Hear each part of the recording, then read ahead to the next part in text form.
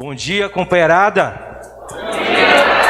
É uma alegria muito grande aqui para a Intersindical estar junto com as centrais, estar junto com a organização desse evento tão importante. E nós temos um desafio enorme. Não vou falar da história, porque tem muita gente que vai falar da história aqui. Eu quero falar aqui uma parte da história, que é a história que nós estamos fazendo agora. A história que nós estamos fazendo agora é produto, claro, de uma trajetória da classe operária, da trajetória do povo brasileiro, mas é também produto do que nós fazemos agora, das decisões que nós estamos tomando agora.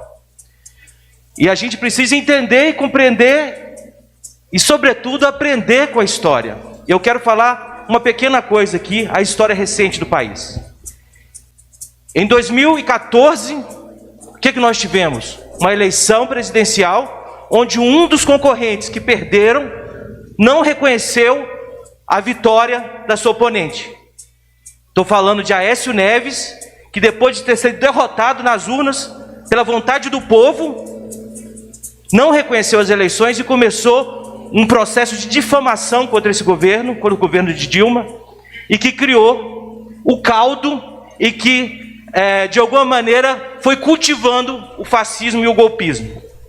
Em 2016, tivemos o golpe parlamentar, midiático, contra a presidenta Dilma. E no processo, em todo esse processo, com toda a nossa luta, com toda a nossa mobilização, os nossos oponentes, o andar de cima, a Casa Grande brasileira, nos impôs um golpe. Em 2018, tivemos a prisão do companheiro, o principal concorrente, o concorrente que tinha maior possibilidade de vitória, foi preso em Curitiba.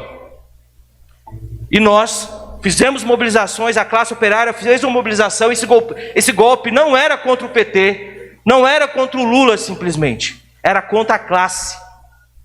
Essa é a história recente do país.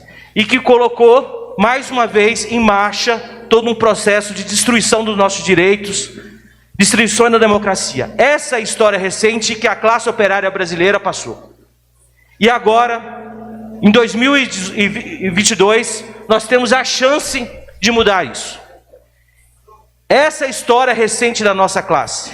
Uma classe que começou aqui, nesse bairro, que foi espalhando, foi ganhando, construindo vitórias, construindo o seu lugar político na nossa história, e que agora é chamada a participar mais uma vez no momento decisivo contra o fascismo.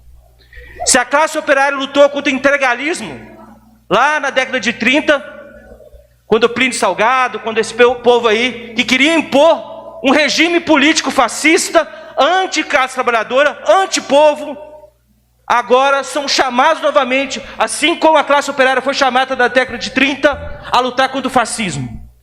Lutar contra o fascismo agora, e já termino, não passa apenas pelas eleições. Temos de ganhar essas eleições. E nós temos a pleno acordo que temos de ter uma unidade, estamos construindo a unidade, e vamos eleger Luiz Inácio Lula da Silva, presidente do Brasil. Vamos eleger. Isso não tem dúvida. Também não temos dúvida que não basta eleger um presidente. Temos de mudar a configuração desse Congresso. Temos de eleger deputados comprometidos com a classe trabalhadora, com o povo brasileiro, com a soberania. Se a gente não fizer isso, nós não vamos ter correlação de forças para defender esse governo, inclusive no âmbito do parlamento.